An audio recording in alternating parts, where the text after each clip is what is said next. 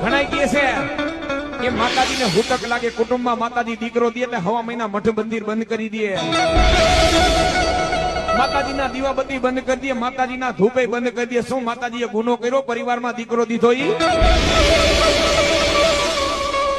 મારી માં ખોડિયાલ સુમનદે પરમાના ઢોલિયા માથે હુયાણી થઈને આપોઆપ જેથી નવખંડનો જન્મ કરાવ્યો તેથી મારી માને હુતક નહોતું લાગ્યું.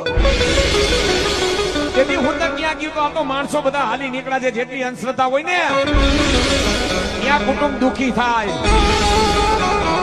જેટલી તમે અંધશ્રદ્ધા રાખો એટલે કુટુંબ એટલું ધંધે લાગે. બાકી કુટુંબની માલિકો મારી માં દીકરો દે ને દીકરાનો કોઈ દી હુતક નો લાગે. હુતક ક્યારે લાગે? 20 વર્ષનો દીકરો, 25 વર્ષનો દીકરો. આ લોક છોડીને પરલોક હોયા જાય તેથી માતાજીના મઠમાં તમે જઈને દર્શન કરજો. મારી માના તેજમાં ઝાખપ આવી જાહે.